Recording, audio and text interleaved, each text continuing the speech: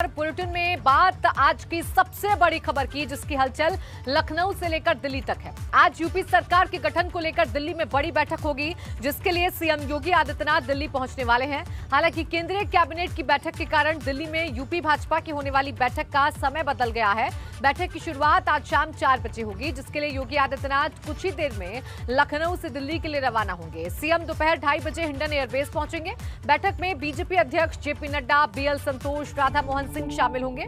इनके अलावा deputy CM Keshav Prasad Maurya, Dinesh Sharma, स्वतंत्र देव सिंह, सुनील बंसल, धर्मेंद्र प्रधान भी बैठक में मौजूद रहेंगे। तो आपको बता दें कि दिल्ली में अब हलचल तेज है, क्योंकि उत्तर प्रदेश की सरकार का गठन होना है। योगी सरकार 2.0 का स्वरूप कैसा होगा, इस पर लगातार मंथन किया जा रहा है। और आज एक बार फिर से योगी आदित्यनाथ दिल्ली पहुंच रहे हैं। तकरीबन 2:30 बजे हिंडन एयरबेस पर पहुंच जाएंगे योगी आदित्यनाथ, और फिर उसके बाद सड़क मार्ग से दिल्ली जाएंगे। शाम 4 बजे ये बैठक होने जा रही है, जिसमें चर्चा की जाएगी मंत्रिमंडल को लेकर, तो साथ ही साथ एमएलसी के उम्मीदवारों को लेकर भी चर्चा की जाएगी।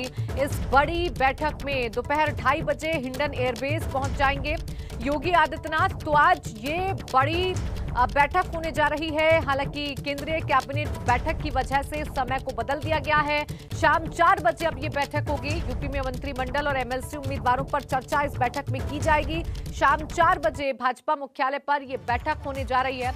योगी आदित्यनाथ, जेपी नड्डा, अमित शाह, धर्मेंद्र प्रधान ये इस बैठक का हिस्सा होंगे, इस बैठक में शामिल होंगे। चर्चा की जाएगी मंत्रिमंडल गठन को लेकर, एमएलसी उम्मीदवारों को लेकर। इसके अलावा संगठन महामंत्री बीएल संतोष, केशव प्रसाद मौर्य, स्वतंत्र देव सिंह और सुनील बंसल भी इस बैठक में मौजूद रहेंगे। इसके अलावा दिनेश शर्मा और राधा मोहन सिंह भी इस बैठक का हिस्सा होंगे। तो ये बड़ी बैठक आज होने जा रही है, और लगातार जो बैठकों का दौर दिल्ली में चल रहा है, हर किसी का विषय यही है। हर बैठक में चर्चा मंत्रिमंडल को लेकर की जा रही है, क्योंकि मंत्रिमंडल में कौन चेहरे होंगे, किसको इस बार बड़ी जिम्मेदारी मिलेगी, कौन से नए चेहरे मंत्रिमंडल में इस बार शुमार होंगे, किसको मिलेगा रिवॉर्ड। ये तमाम ऐसे सवाल हैं जिस पर सभी की निगाहें टिकी हुई हैं, और इस पर विराम तभी लगेगा जब केंद्रीय नेतृत्व की तरफ से कोई फैसला लिया जाएगा। केंद्रीय नेतृत्व फैसला लेगा और उसके बाद सामने आएगा योगी सरकार 2.0 का स्वरूप। किस फॉर्मूले के तहत मंत्रिमंडल का गठन होगा, यूपी में कितने डिप्टी सीएम होंगे, ये ऐसे सवाल हैं जो सबके जहन में हैं। हालांकि इनके जवाब तलाशने की कोशिश लगातार बीजेपी की तरफ से भी की जा रही है। यही वजह है कि लगातार भारतीय जनता पार्टी की जो बैठकें हैं वो देखने को मिल रही हैं। न सिर्फ प्रदेश बल्कि दिल्ली में भी लगातार केंद्रीय नेतृत्व मंथन कर रहा है। और आज शाम 4 बजे जो बैठक होने जा रही है वो यूपी सरकार के गठन को लेकर काफी अहम बैठक समझी जा रही है। माना यह जा रहा है कि आज मंत्रिमंडल के नाम जो हैं वो तय किए जा सकते हैं। इसके साथ ही साथ एमएलसी उम्मीदवारों को लेकर भी चर्चा की जा सकती है। और इसी पर ज्यादा जानकारी के साथ हमारे ब्यूरो चीफ वीरेश पांडे हमारे साथ जुड़ गए हैं। वीरेश, ये जो अहम बैठक है, बड़ी बैठक आज शाम 4 बजे होने जा रही है, इसको लेकर क्या कुछ अपडेट्स मिल रही हैं? देखिए, आपको बताऊं कि एमएलसी चुनाव को लेकर कौन उम्मीदवार बनेगा, मंत्रिमंडल में कौन शामिल होगा, उसको लेकर लुटियंस में और दिल्ली में हलचल बढ़ गई है। चाहे वो नॉर्थ एवेन्यू हो, साउथ एवेन्यू हो, पार्लियामेंट हो, और चाहे यूपी भवन हो, यूपी सदन हो, हर जगह जो शिक्षार्थी हैं और साथ ही साथ जिन्हें मंत्री बनना है वो लोग अब परिक्रमा शुरू कर दिए हैं। आज लखनऊ में की जगह पर दिल्ली में बड़ा केंद्र है, क्योंकि सभी यहाँ बैठने वाले हैं, उत्तर प्रदेश पर निर्णय लेने वाले हैं। हमारे साथ भारतीय जनता पार्टी के सांसद, राष्ट्रीय सचिव हरीश द्विवेदी जी भी हैं, और जो पार्लियामेंट से निकले हैं और हमसे बात करने के लिए, इनसे हम पूछते हैं कि भाई एमएलसी चुनाव को लेकर भी हलचल बढ़ गई है, मंत्रिमंडल में कौन शामिल होगा इसको लेकर भी हलचल बढ़ गई है, तो आखिर क्या होगा? क्योंकि आपकी पार्टी भाई 365 दिन 24 घंटे काम करती है, और 2024 को लेकर भी अभी से ये सारी गोटियां बिछाई जाने लगी। आपने पूछा क्या होगा, तो उत्तर प्रदेश की जनता ने तो ये तय कर दिया कि उत्तर प्रदेश में भारतीय जनता पार्टी की सरकार होगी, और प्रचंड बहुमत के साथ हम जीत करके आए हैं। सरकार का गठन जितना कम से कम समय में हो सकता है होगा। पार्टी इस पर मंथन कर रही है। सर्व समाज का समर्थन भारतीय जनता पार्टी को मिला है, तो सर्व समाज का प्रतिनिधित्व हमारी सरकार में हो। इस प्रकार की योजना बना करके हमारी सरकार का गठन जल्द से जल्द होगा। कहा जा रहा है कि एक अलग वर्ग, अति पिछड़ों का जो वर्ग है वो भारतीय जनता पार्टी का एक मजबूत आधार हो गया है। तो ये जो आधार है इनको कितना आप लोग समायोजित करेंगे? जैसे आप पर आरोप लगाकर सब बाहर गए कि दलित, वंचित, पिछड़ा, शोषित के खिलाफ भारतीय जनता पार्टी है, लेकिन ऐसा रिजल्ट से तो नहीं लगा। नहीं, ये आरोप लगाने वाले जाने, सबको ये पता है। माननीय प्रधानमंत्री जी ने जो नारा दिया था, सबका साथ, सबका विकास, सबका विश्वास, सबका प्रयास, उस दिशा में हमारी सरकार ने पिछले 8 वर्षों में, मोदी सरकार ने, और पिछले 5 वर्षों में योगी सरकार ने काम किया है।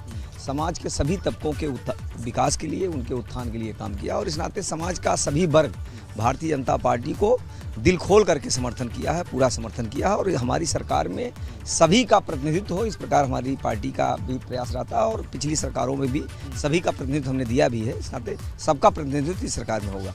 देखिए, सोर्सेज से खबर आ रही है कि 24 तारीख को योगी मंत्रिमंडल का शपथ ग्रहण होगा। ये बड़ी खबर है, जो आपको मैं बता दूं, इकाना स्टेडियम में होगा, 24 तारीख को होगा। और मंत्रिमंडल का जो शपथ होगा योगी जी का, उसमें पहले तमाम बैठकें होंगी। लेकिन एक सवाल हरीश द्विवेदी जी से है कि आप बताइए कि जो समाजवादी पार्टी है वो 2022 का जो चुनाव उसने लड़ा, उसने कहा कि भाई ये पार्टी जो है हर चीज़ का ध्यान नहीं रखती, और रिजल्ट तो बहुत इतर रहा। भाई हमने सुना कि स्वामी प्रसाद मौर्य गए, दारा सिंह गए, सब लोग गए, बोले कि ये पिछड़ों की और दलितों की, वंचितों की, अकलियतों की ये खिलाफत करती है। लेकिन जो एक वोट बैंक है उभर कर आया है, वो किस तरह का वोट बैंक है, जो आप इसे दर्शकों को बताएं।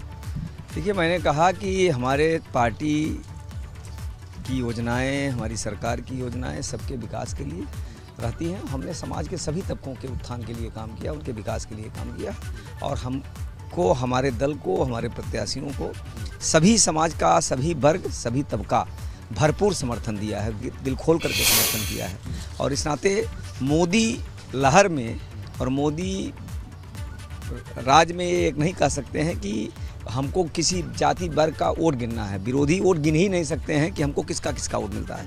सभी वर्गों का वोट मिला है हमको। कहा जा रहा है कि हर विधानसभा में 25,000 के लगभग एक मोदी वोट हो गया।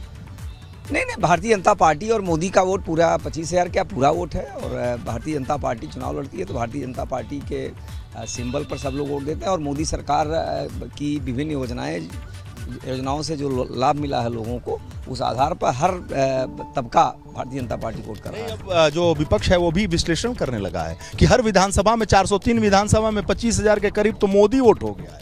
न जाति है न धर्म है उसके लिए। अब विपक्ष का काम अपना समीक्षा करना है, विपक्ष अपना जो करना हो करेगा। लेकिन मैं ये कह सकता हूँ कि आने वाले कम से कम 30-40 साल भारतीय जनता पार्टी हिंदुस्तान में भी सरकार बनाएगी और उत्तर प्रदेश में भी सरकार बनाएगी। बाबा का बुलडोजर और मोदी जी का राशन, हाँ? और ये सुशासन, नहीं, सुशासन और मोदी सरकार और योगी सरकार की योजनाओं का लाभ लोगों को मिला है, और उस आधार पर लोगों ने मदद की है। केंद्र सरकार का राशन, अब बाबा का बुलडोजर का कि सबका केंद्र सरकार हो, प्रदेश सरकार हो, कि सभी की योजनाओं का लाभ उत्तर प्रदेश सरकार ने जो गरीबों के कल्याण के लिए काम किया, केंद्र सरकार ने जो काम किया, उस आधार पर उत्तर प्रदेश की जनता ने भारतीय जनता पार्टी को आशीर्वाद दिया। उत्तर प्रदेश ही नहीं, पूरे देश की जनता ने भारतीय जनता। आखिरी सवाल, तो मंत्रिमंडल के इतना लेकर उहापोह नहीं, कोई ऊहापोह नहीं है। अभी चुनाव हुआ है तो भारतीय जनता पार्टी सभी समाज के सभी तबकों को प्रतिनिधित्व मिले, उचित प्रतिनिधित्व मिले, इस दिशा में पार्टी डिस्कस कर रही है, चर्चा कर रही है, और खुशी में भी दे रहे हैं। और साथ ही साथ मंत्रिमंडल पे जो सस्पेंस है वीरेश, वो अभी तक बरकरार है। आप लगातार नजर बनाए रखेगा इस बड़ी बैठक पर, आपसे अपडेट लेते रहेंगे। फिलहाल बहुत शुक्रिया आपका हमारे साथ जुड़ने के लिए और तमाम जानकारी देने के लिए।